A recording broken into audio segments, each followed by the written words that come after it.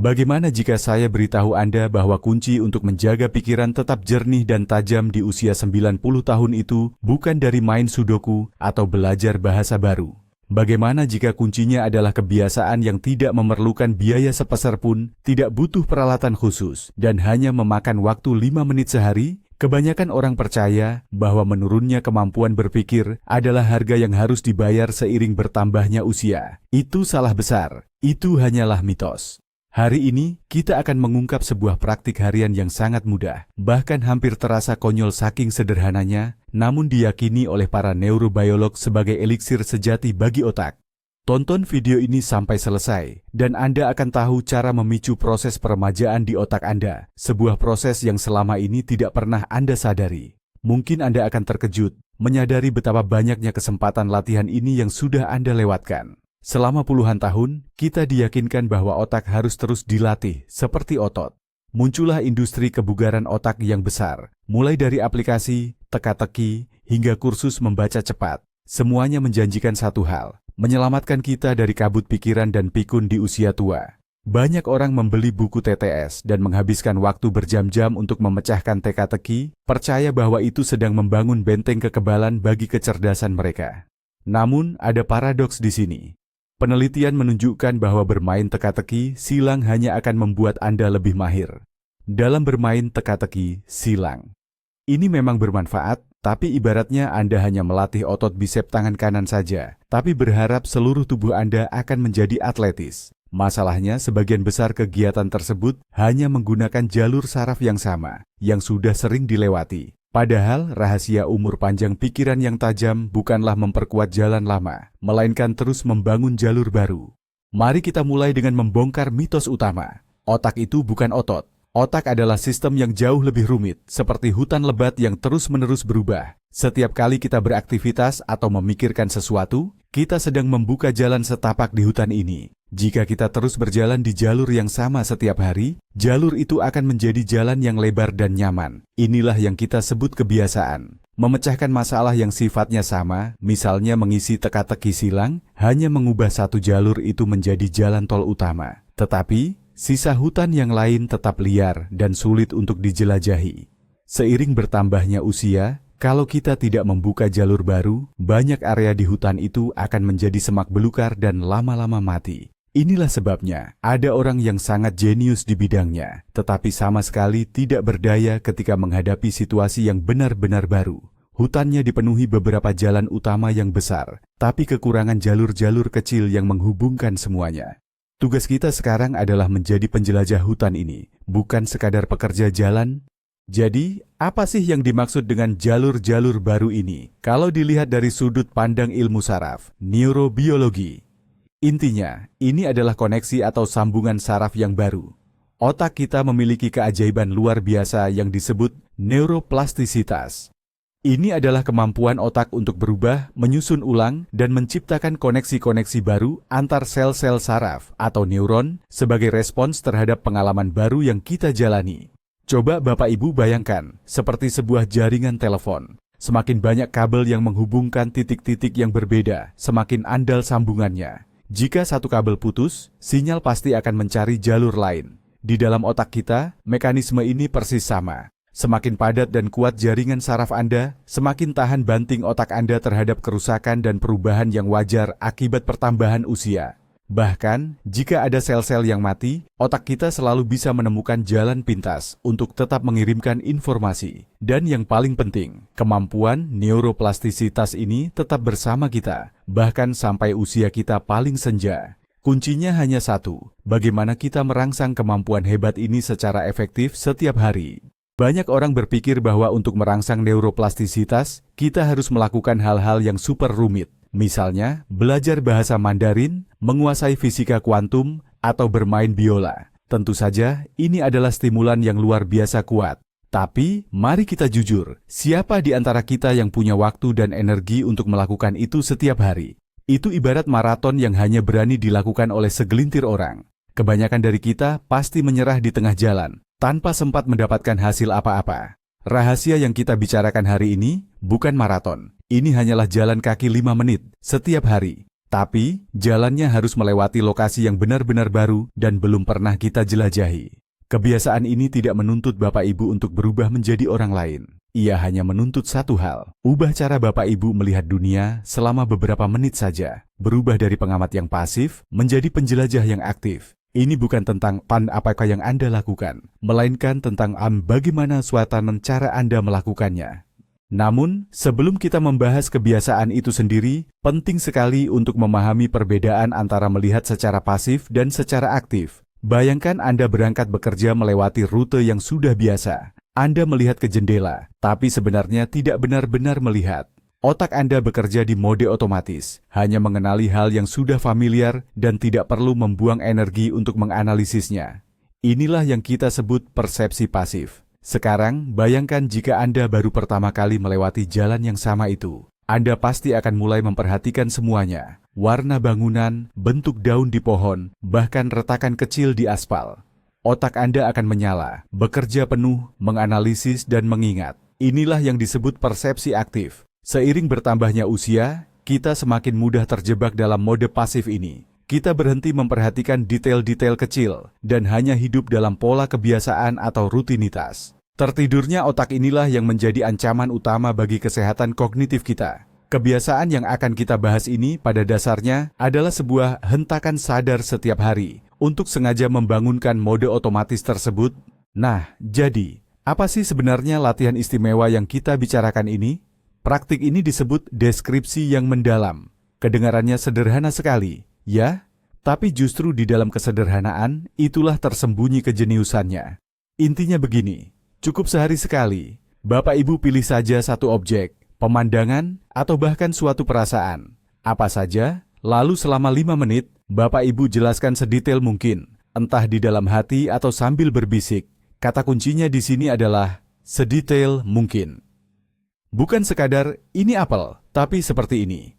Apel yang dingin, permukaannya halus, dengan kulit mengkilap berwarna merah menyala, ada bintik-bintik putih kecil yang terlihat, lalu ada cekungan coklat di dekat tangkainya. Dari sana tercium aroma manis yang samar-samar. Tujuannya adalah melibatkan seluruh indera Anda. Bahkan jika yang Anda lakukan hanya melihat objek itu, Anda harus menjadi penyair, pelukis, dan ilmuwan sekaligus, meneliti sepotong kecil kenyataan ini seolah-olah Anda melihatnya untuk pertama dan terakhir kali dalam hidup Anda. Mari kita ambil contoh agar mudah dipahami bagaimana cara kerjanya.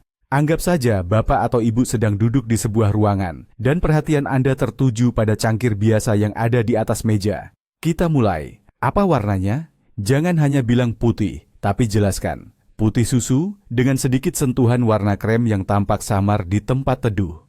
Bagaimana bentuknya? Bentuknya silinder, sedikit meruncing ke bagian dasar, dengan pegangan yang melengkung elegan dan halus. Cukup lebar untuk diselipkan 2 jari. Bagaimana teksturnya? Sangat halus, terasa hampir seperti sutra saat disentuh. Namun, jika diperhatikan lebih dekat, terlihat ada riak atau gelombang kecil yang samar akibat lapisan glasurnya. Apakah ada motif atau gambar di sana? Suara apa yang Anda dengar jika Anda mengetuknya pelan dengan kuku? Aroma apa yang dikeluarkan oleh cangkir itu? Bahkan jika cangkir itu kosong sekalipun, Anda berusaha menangkap setiap detail dan nuansa yang paling halus. Konsentrasi yang mendalam pada detail-detail kecil seperti ini akan mengeluarkan otak kita dari rutinitas yang membosankan. Ini akan memaksanya untuk bekerja dalam mode yang benar-benar baru dan tidak biasa. Jadi, apa sih yang terjadi di dalam otak kita saat itu? Wah, ini seperti pesta kembang api yang sangat meriah. Pertama, kita mengaktifkan bagian otak yang melihat, yaitu korteks visual. Kita memaksanya tidak hanya mengenali objek, tapi juga menganalisis detail-detail kecilnya. Warna, bagaimana cahaya jatuh, bayangan, bahkan teksturnya. Kedua, kita melibatkan pusat bicara dan bahasa. Kita mencari kata-kata yang paling tepat dan paling indah untuk mendeskripsikan benda itu. Ini bukan sekadar menyebut namanya, tapi mencari perumpamaan, metafora, dan perbandingan yang keren. Ketiga, kita menggunakan hipokampus dan area lain yang berhubungan erat dengan memori atau ingatan. Tanpa sadar, kita mulai membandingkan benda itu dengan benda lain yang pernah kita lihat sebelumnya. Kita juga teringat kejadian atau cerita yang terkait dengannya. Keempat, kita menstimulasi korteks prefrontal. Ini adalah bagian yang bertanggung jawab atas konsentrasi dan kemauan keras kita. Kita secara sadar mempertahankan fokus hanya pada satu objek selama 5 menit penuh. Ini adalah latihan yang sangat kuat, terutama di zaman kita sekarang, di mana fokus kita mudah sekali teralihkan. Yang paling menakjubkan adalah, kebiasaan ini ternyata mampu menciptakan jalur komunikasi yang baru dan tidak biasa antara bagian-bagian otak yang berbeda. Biasanya, otak kita memproses informasi itu secara otomatis dan cepat. Lihat cangkir, kenali, lupakan. Tapi ketika Bapak Ibu mulai mendeskripsikannya dengan detail, Anda memaksa, misalnya, pusat penglihatan untuk aktif berbicara dengan pusat bahasa kita.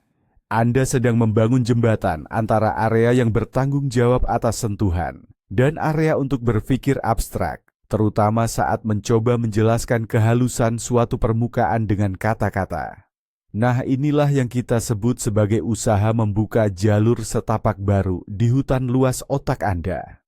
Anda memaksa sel-sel saraf atau neuron yang sebelumnya tidak pernah bekerja sama untuk mulai membentuk kelompok kerja baru.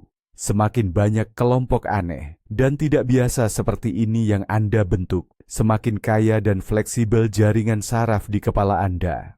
Kebiasaan ini sebenarnya adalah penawar ampuh untuk mengatasi hidup yang serba otomatis. Kita seringkali menjalani hidup tanpa menyadari 99% dari apa yang ada di sekitar kita. Kita makan, tapi tak betul-betul merasakan rasanya. Kita berjalan di jalanan, tapi tak melihat bangunannya. Kita berbicara dengan orang, tapi tak sungguh-sungguh mendengarkan mereka. Praktik mengamati dengan mendalam ini membawa kita kembali ke momen saat ini. Ini mengajarkan kita untuk melihat, bukan hanya sekadar menatap. Awalnya, mungkin terasa sulit. Pikiran kita akan terus mencoba kembali ke kebiasaan lama, mudah teralihkan oleh hal-hal lain. Namun, hari demi hari kita akan semakin terbiasa dan semakin mahir. Kita akan mulai memperhatikan hal-hal yang tidak pernah disadari sebelumnya. Dunia di sekitar kita yang tadinya terasa hitam putih dan biasa-biasa saja, akan berubah menjadi penuh warna, lebih berdimensi, dan dipenuhi detail yang menakjubkan.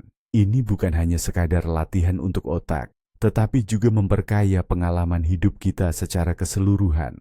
Coba kita ambil satu contoh lagi. Ya, Anda sedang melihat tanaman hias yang ada di dalam ruangan. Jangan hanya anggap itu sebagai bunga hijau dalam pot biasa. Sekarang, coba mulai deskripsikan.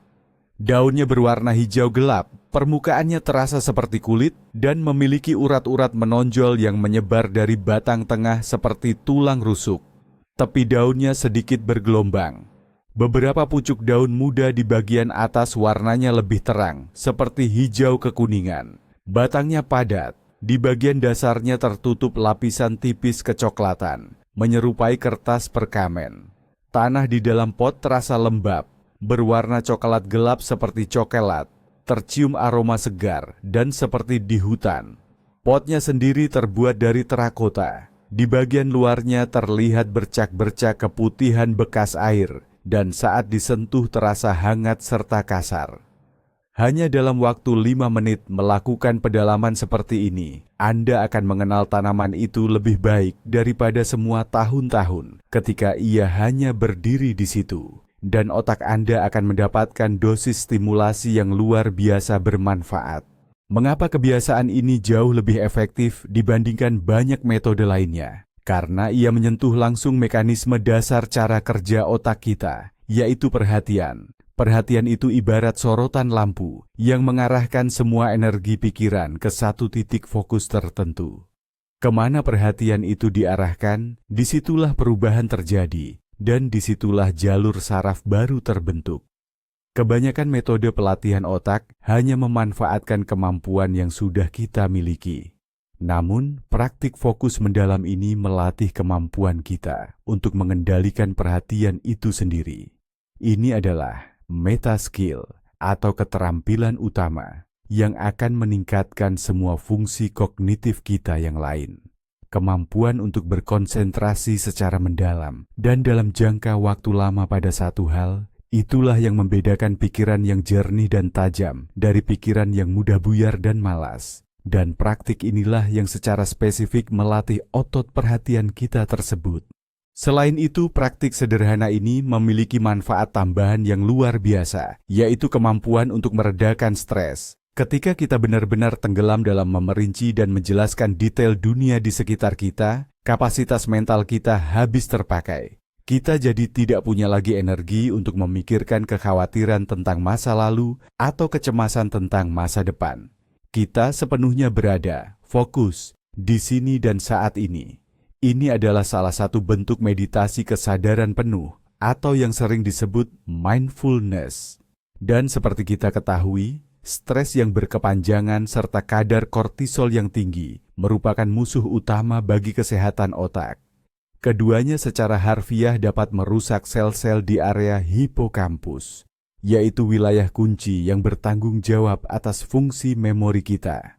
Oleh karena itu, dengan rutin mempraktikkan deskripsi kaya detail ini setiap hari, kita tidak hanya membangun jaringan saraf baru, tetapi juga melindungi jaringan yang sudah ada dari dampak destruktif stres. Kita mendapatkan dua manfaat sekaligus hanya dari satu kegiatan yang sangat sederhana. Bagaimana kita bisa menjadikan kebiasaan ini bagian yang tak terpisahkan dari hidup kita? Mulailah dari yang paling kecil. Jangan langsung mencoba mendeskripsikan sesuatu yang rumit. Pilih saja benda yang paling sederhana, misalnya pulpen, kunci rumah Anda, atau sendok. Pasang pengatur waktu atau timer selama 3-5 menit. Lalu mulailah berbicara atau berpikir. Tidak penting seberapa puitis deskripsi yang Anda hasilkan. Yang terpenting adalah prosesnya. Anda bisa melakukan ini di pagi hari sambil minum kopi, mendeskripsikan cangkir yang Anda pegang. Bisa juga saat istirahat makan siang, sambil mendeskripsikan pohon di luar jendela kantor. Bahkan, Anda bisa melakukannya di malam hari, mendeskripsikan rasa air hangat di tangan saat sedang mencuci piring. Temukanlah waktu dan tempat yang konsisten untuk latihan ini agar ia bisa melekat kuat. Ubahlah kebiasaan ini menjadi ritual wajib, seperti halnya saat Anda menyikat gigi. Apa saja sih yang bisa kita deskripsikan? Jawabannya, semuanya. Kita bisa mulai dari objek visual, misalnya sebuah lukisan yang kita kagumi, bentuk awan di langit, ekspresi di wajah seseorang, atau bahkan sekadar pola indah di karpet rumah kita. Kemudian suara. Coba dengarkan kicauan burung yang merdu, deru rintik hujan, hiruk-pikuk keramaian kota, atau sebuah karya musik yang mendalam. Coba Anda deskripsikan emosi dan bayangan seperti apa yang muncul ketika musik itu berputar. Lalu, aroma. Nikmati wangi kopi yang baru diseduh, bau segar ozon setelah hujan deras, atau parfum unik dari orang yang lewat di dekat kita. Sensasi rasa. Coba ambil sepotong coklat kecil. Rasakan dan deskripsikan semua lapisan dan perubahan rasa yang terjadi di mulut Anda. Dan terakhir, sentuhan. Rasakan tekstur kain, dinginnya permukaan kaca, atau kehangatan sinar matahari saat menyentuh kulit. Semakin beragam objek yang Anda amati dan dalami, semakin banyak area otak yang akan terstimulasi. Dunia ini adalah sumber latihan bagi pikiran kita yang tak ada habisnya. Banyak orang mungkin bertanya, atau bahkan enggak percaya. Ah, masa sih? Hanya lihat cangkir 5 menit bisa mencegah pikun atau Alzheimer. Jelas, ini bukan obat segala penyakit. Kesehatan otak kita dipengaruhi banyak hal, misalnya makanan yang kita konsumsi, kualitas tidur, rutin berolahraga, dan faktor genetik. Namun kebiasaan kecil ini adalah potongan kunci yang sering kita lupakan. Ini adalah latihan khusus yang tujuannya menguatkan perhatian kita dan melatih kelenturan saraf kita. Ibarat menyetel alat musik yang rumit, ini adalah penyetelan yang tepat sasaran. Anda mungkin sudah menjaga pola makan dan rajin bergerak. Tapi, kalau otak kita terus-terusan bekerja dalam mode autopilot, bekerja tanpa sadar, kemampuan berpikirnya akan tetap menurun. Kebiasaan inilah cara kita untuk rutin membangunkan otak, membawanya keluar dari tidur panjang, dan memaksanya belajar hal baru, bahkan dari level sensorik yang paling dasar. Coba bayangkan dua orang lanjut usia. Salah satunya, setiap hari dia menghabiskan waktu mengerjakan 10 teka-teki silang. Dia mengaktifkan kosakata yang sudah dia hafal dan daya ingat terhadap fakta-fakta yang sudah lama diketahui. Ini memang ada manfaatnya, tetapi ini seperti berjalan di tempat saja. Yang kedua, setiap hari meluangkan waktu 5 menit untuk mendeskripsikan secara rinci sebuah objek yang baru baginya. Hari ini dia mendeskripsikan bunga, besok batu, lusa awan. Dia tidak hanya mengingat-ingat hal lama, dia terus-menerus menciptakan hal baru, deskripsi baru, asosiasi baru, serta koneksi baru antara kata-kata dan sensasi. Otaknya setiap hari menerima dosis kecil kebaruan dan tantangan. Menurut Anda, otak siapa yang akan lebih fleksibel, lebih hidup, dan lebih tahan terhadap perubahan usia dalam 10 tahun ke depan? Jawabannya jelas sekali. Yang pertama hanya memperkuat tembok-tembok lama, sedangkan yang kedua terus membangun lantai-lantai baru. Praktik ini juga sangat baik untuk mengembangkan daya kreativitas. Pada dasarnya, kreativitas adalah kemampuan kita untuk melihat hal yang tidak biasa pada hal yang biasa, dan menciptakan koneksi baru antara hal-hal yang tampaknya tidak berhubungan. Saat Anda mencoba mencari 20 kata berbeda untuk menggambarkan nuansa warna abu-abu pada aspal, saat itulah Anda melatih pola pikir divergen Anda. Anda belajar melihat dunia dengan cara yang tidak biasa, atau berpikir di luar kotak. Dan keahlian ini akan sangat berguna dan dapat diterapkan di semua aspek kehidupan Anda lainnya. Anda mulai menemukan solusi yang lebih kreatif, baik itu di tempat kerja, dalam urusan sehari-hari, maupun saat berinteraksi dengan orang lain. Pikiran yang jernih dan tajam itu bukan hanya tentang daya ingat yang baik, tetapi juga kelincahan, fleksibilitas, dan kemampuan untuk selalu berkreasi. Dan deskripsi yang kaya adalah cara paling efektif untuk mengembangkan semua kualitas tersebut. Jangan tunggu sampai Anda mulai merasakan gejala pikun atau sulit fokus dan berpikir jernih. Latihan ini harus dimulai sesegera mungkin. Semakin cepat Anda rutin membangun jalur-jalur koneksi baru di dalam otak, semakin kuat dan padat jaringan saraf Anda saat memasuki usia lanjut nanti. Anggap saja ini adalah tabungan masa tua, khusus untuk otak Anda. Setiap sesi deskripsi singkat, 5 menit saja, adalah investasi kecil yang penting demi daya ingat yang awet. Ini adalah investasi yang hasilnya akan berlipat ganda dan memberikan manfaat luar biasa. Mulai sekarang juga, langsung setelah selesai menonton video ini, coba lihat sekeliling Anda. Pilih satu benda apa saja, lalu mulailah. Jelaskan benda itu sedetail mungkin, seolah-olah nyawa Anda bergantung padanya. Karena jika kita melihat jauh ke depan, kualitas hidup Anda di masa tua memang sangat bergantung pada kemampuan otak yang satu ini. Kebiasaan ini tidak butuh kekuatan tekad yang luar biasa. Anda tidak dipaksa melakukan hal-hal yang tidak menyenangkan. Justru sebaliknya, kebiasaan ini mendatangkan rasa senang. Rasa senang karena menemukan hal baru. Rasa senang karena bisa benar-benar terhubung dengan kenyataan. Ketika Anda pertama kali benar-benar melihat suatu benda yang sudah ada di depan mata selama bertahun-tahun, Anda akan merasakan kegembiraan seperti anak kecil. Rasanya seperti orang yang rabun jauh saat pertama kali memakai kacamata. Tiba-tiba dunia terlihat sangat jelas. Praktik deskripsi mendalam ini adalah kacamata untuk cara Anda melihat. Ia mengajarkan otak kita untuk melihat dunia dalam segala kekayaan dan keindahannya. Dan otak yang masih mampu terkejut serta gembira dengan hal-hal baru, dijamin tidak akan pernah menua. Mari kita simpulkan, ternyata rahasia memiliki pikiran yang jernih dan tajam di usia 90 tahun itu bukan terletak pada latihan yang sulit dan melelahkan loh, tapi hanya pada kebiasaan sederhana sehari-hari, yaitu aktif dan sadar penuh dalam mengamati dunia di sekitar kita. Praktik deskripsi mendalam ini adalah alat universal yang hanya butuh 5 menit sehari, namun dampaknya menyeluruh bagi otak Anda.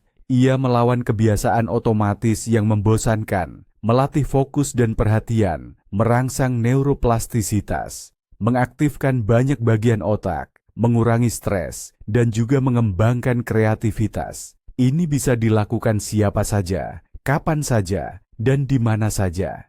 Tidak perlu keluar biaya sama sekali, tapi manfaatnya untuk kesehatan masa depan Anda, wah, tidak ternilai harganya. Ini bukan sekadar latihan biasa, ini adalah cara hidup yang baru, hidup yang lebih berhati-hati, lebih sadar, dan tentu saja hasilnya kita menjadi lebih bahagia. Inilah rahasia utama untuk umur panjang dan sehat. Jadi, kesimpulan utama yang bisa kita ambil adalah menyelamatkan pikiran kita dari penurunan fungsi. Itu bukan lewat aplikasi yang rumit atau buku tebal, tapi ternyata ada di ujung jari kita, di apa yang kita lihat dan di apa yang kita dengar. Nah, ini dia intinya. Kita seumur hidup mencari-cari pil ajaib untuk otak, padahal itu sudah selalu bersama kita. Ini adalah kemampuan alami kita untuk fokus, memperhatikan, dan mengamati. Hanya saja, kita lupa atau tidak terbiasa menggunakannya lagi. Kebiasaan sederhana mendeskripsikan dunia di sekitar kita. Ini bukan cuma sekadar latihan. Ini adalah cara kita mengambil kembali kendali penuh atas cara kita melihat dan merasakan. Dan tentu saja, mengendalikan kesehatan otak kita. Ini adalah alat yang paling mudah diakses dan mungkin yang paling ampuh untuk menjaga kesehatan kognitif sepanjang hidup kita. Terima kasih sudah menonton video ini sampai selesai. Kalau ini bermanfaat, tolong berikan like dan subscribe ke saluran ini supaya Anda tidak ketinggalan penemuan baru tentang kemampuan tubuh kita. Nah, sekarang pertanyaan untuk Anda semua. Kebiasaan sederhana apa yang sudah Anda lakukan untuk melatih otak? Atau hal apa yang akan Anda coba deskripsikan secara detail hari ini setelah menonton video ini? Mari berbagi ide di kolom komentar. Mari kita saling memberikan inspirasi.